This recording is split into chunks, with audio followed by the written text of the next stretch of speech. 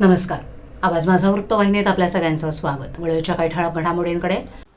10वी निकालात मुलींची बाजी, 96.35% निकालाची चमक. निकृष्ट नालेसफाईवर ठाणे महापालिकेची तातडीची बैठक आणि नाल्यात उतरून महेश कदमांचं आंदोलन, नालेसफाई हातकी सफाई. महाराष्ट्र राज्य माध्यमिक आणि उच्च माध्यमिक शिक्षण मंडळानं आज जाहीर केलेल्या 10वीच्या परीक्षेच्या निकालात ठाणे जिल्ह्यानं 95.4% निकालाची नोंद केली आहे. यंदाही उत्तीर्ण होण्यात मुलींनी बाजी मारली आहे. सावित्रीच्या लेकींची अव्वल कामगिरी जिल्ह्यासाठी कायम कौतुकाचा विषय ठरला आहे.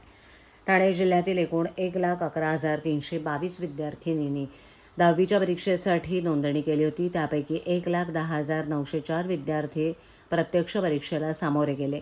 यामधील 1,05,408 विद्यार्थी उत्तीर्ण झालेत. निकालात मुलींचा दबदबा कायम राहिला असून मुलांचा उत्तीर्णतेचा टक्का 93.80%.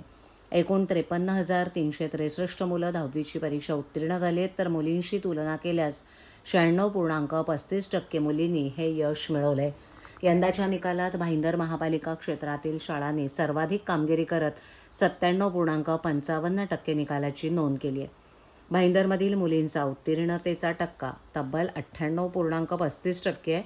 दरम्यान खाजगी विद्यार्थ्यांचा निकाल 77.3% लागला असून रिपीटर विद्यार्थ्यांचा निकाल 29.60% लागला आहे.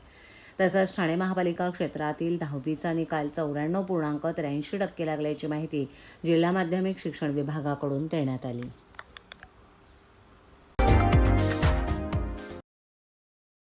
ठाणे शहरात पावसाळ्यापूर्वी नालेसफाईची कामं सुरू असून या कामादरम्यान नाल्यातून काढलेला गाळ आणि कचऱ्याचे ढीग नाल्याबाहेरील परिसरात आढळून येत आहेत. त्यामुळे दुर्गंधी, डासांचा वाढता प्रादुर्भाव वाढत असून अनेक ठेकेदार नालेसफाईची कामं योग्य प्रकारे करत नसल्याच्या तक्रारी लोकप्रतिनिधींकडून पुढे येत आहेत. या पार्श्वभूमीवर पालिकेच्या घनकचरा विभागाचे अधिकारी तसंच ठेकेदारांची तातडीनं बैठक शुक्रवारी बोलावली. ठाणे शहरातील नाल्यांमध्ये कचरा फेकण्यात येतो. या कचऱ्यामुळे पावसानं पाणी तुंबून आपत्कालीन परिस्थिती निर्माण होण्याची शक्यता असते. ही बाब लक्षात घेऊन ठाणे महापालिका गेल्या काही वर्षांपासून पावसाळ्यापूर्वी नालेसफाईची कामं करते. दरवर्षी एप्रिल अखेर किंवा मे महिन्यात नालेसफाईची कामं सुरू होतात. यंदा मात्र 10 एप्रिललाच नालेसफाईची कामं सुरू झाली आहेत. यंदा मुंब्रा भागातून नालेसफाईच्या कामांना सुरुवात करण्यात आली. नालेसफाईची कामं 31 मेपर्यंत पूर्ण करण्याचे निर्देश आयुक्त सौरभ राव यांनी ठेकेदाराला दिलेत. सफाई दरम्यान नाल्यातून काढण्यात येणारा गाळ हा नाल्याच्या काठावर ठेवू नका आणि तो योग्य ठिकाणी नेऊन टाका, अशा सूचना आयुक्तांनी दिल्या असल्या तरी काही ठेकेदारांकडून त्याची अंमलबजावणी होताना दिसून येत नाहीये. तसंच काही ठेकेदारांनी 2 दिवस सफाईचं काम केलं आणि नंतर ते थांबवलंय. काही ठिकाणी ठेकेदारांनी नाल्यात JCB उतरवला पण कामच सुरू केलेलं नाही. ठेकेदारांना सूचना करूनही त्याचं पालन केलं जात नाही, अशा तक्रारी नगरसेवकांकडून पालिका अधिकाऱ्यांकडे करण्यात येत आहेत. दरम्यान या पार्श्वभूमीवर पालिकेच्या घनकचरा विभागाने अधिकारी तसंच ठेकेदारांची तातडीनं बैठक बोलावली असून त्यात ठेकेदारांना सूचना देण्यात येणार आहेत, अशी माहिती पालिका सूत्रांनी दिली आहे. ठाणे महापालिका क्षेत्रातील नालेसफाईची कामं अर्धवट आणि निकृष्ट दर्जाची होत असल्याचा आरोप करत ठाकरे गटाचे महानगर संघटक महेश कदम यांनी अनोखं आंदोलन केलं. नालेसफाई हातकी सफाई अशा घोषणा देत त्यांनी थेट नाल्यात उतरून प्रशासनाचा निषेध नोंदवलाय. पावसाळा तोंडावर आला असताना शहरातील अनेक भागांमध्ये नाल्यांमध्ये गाळ आणि कचरा साचलेला असल्याचा आरोप कदम यांनी केलाय. दरवर्षी कोट्यवधी रुपये खर्च करूनही प्रत्यक्षात नाले पूर्णपणे साफ केले जात नसल्यानं नागरिकांना पावसाळ्यात पाणी तुंबण्याचा सामना करावा लागतो, असं त्यांनी म्हटलंय.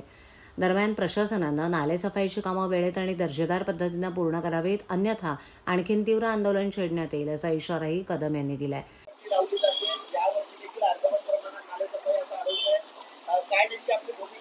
दरवर्षी ठाणेकर झोपलेले असतात, या वर्षीपासून ठाणेकर जागलेले आहेत.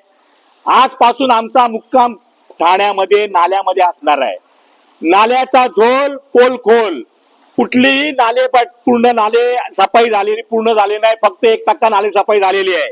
आणि माझी अधिकारी वर्ग असो, सन्मान्य आयुक्त साहेब असो, ठाण्याचे लोकप्रतिनिधी, प्रथम नागरिक सन्मान्य महापौर मॅताई असो, तुम्ही फक्त पाणी दौरा करता, पण अधिकाऱ्यांना प्रत्यक्ष नाल्यामध्ये उतरून दौरा करायची मागणी करणार आहे आजपासून आम्ही. कारण का आज आम्ही नाला उतरल्यानंतर काय व्यथा आहे त्या बघा. पूर्ण नाला पॅक आहे. गांधीच्या साम्राज्याने कुठलाही गाळ बाहेर काढला नाहीये.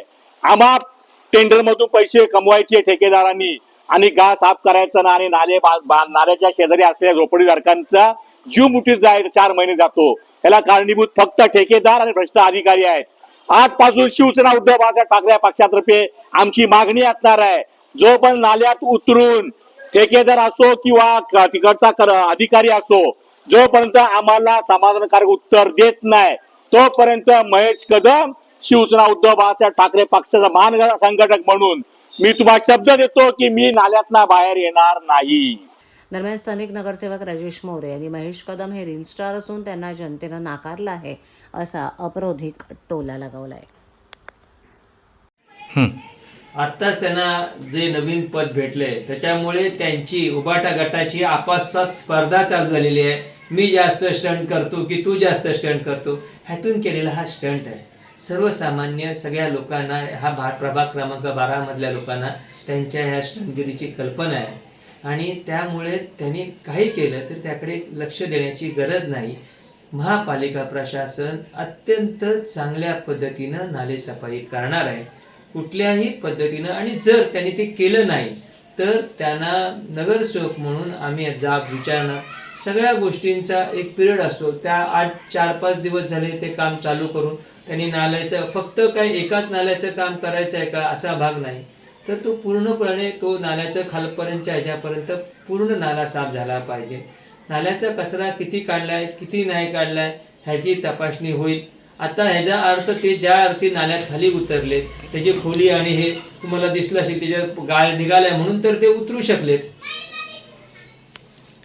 सर मग हा स्टंट रील बनवण्यासाठी होता का कसं आहे तुम्ही? आता मी सांगितलं ना की त्यांची उबाटा गटाची आपापसात स्पर्धा चालू झालेली आहे. मी आल्या आल्या किती चांगल्या पद्धतीनं आक्रमकपणे दाखवतो ही त्यांची आपापसातली स्पर्धा आहे. त्या आपापसातल्या स्पर्धेकडे जास्त गांभीर्याने बघण्याची गरज नाही. त्यांचं असं म्हणणं आहे की अजूनपर्यंत गाळ काढला नाही आणि JCB बाहेर काढण्यात आलं. तुम्ही बऱ्याच जणी मी आता बघितला तो व्हिडिओ, बरेच जण तिकडनं जो गाळ हा नाल्याचा प्रकार वरनं जो गाळ काढलेला आहे तो वरती आलेला दिसतोय. नाल्यात खाली जर गाळ असता ते बसू शकले नसते आणि तो गाळ आता पुढे पुढे काढत राहावा लागणार आहे. ही गाळ आता ह्या एका भागातला काढलाय, पुढच्या भागातला काढण्यासाठी त्या तिकडनं मध्ये कलवट आहे, तो कलवट असल्यामुळे तो नाला तसाच पुढे जाऊ नाही शकत. तुम्हाला त्या साईडनी टाकून तो काढावा लागणार आहे. कलवट साफ करण्यासाठी जी यंत्रणा वापरायची ती करावी लागणार आहे.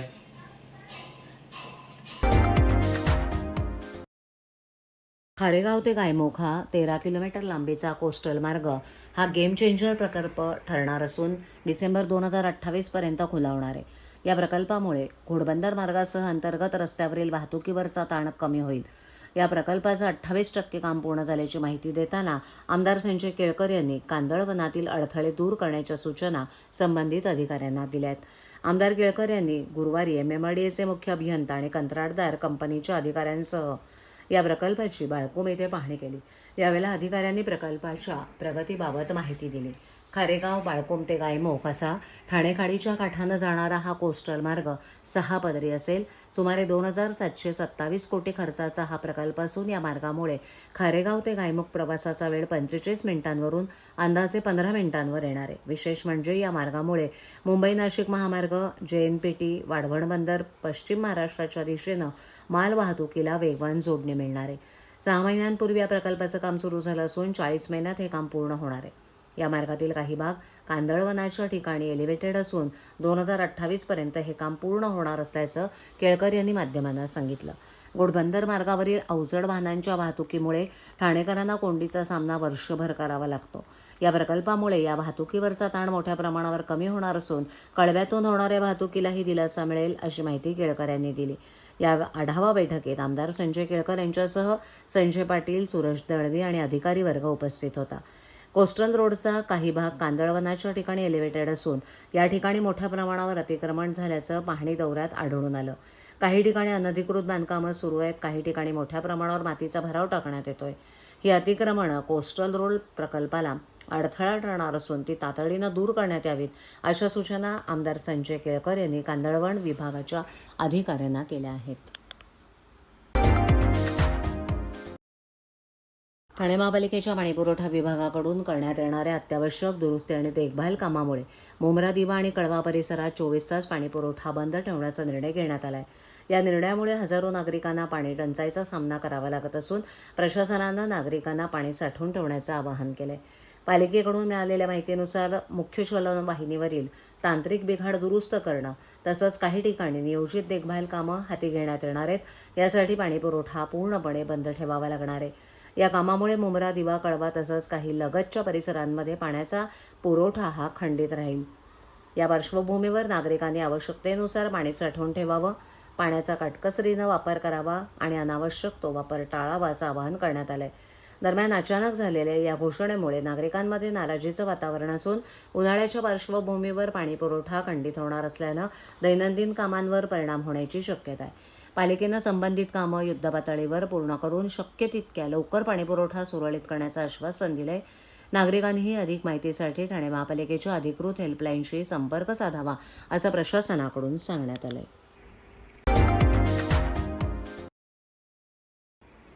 ठाणे महापालिकेचा पुढील लोकशाही दिन सोमवारी 1 जून रोजी आयोजित करण्यात आला आहे.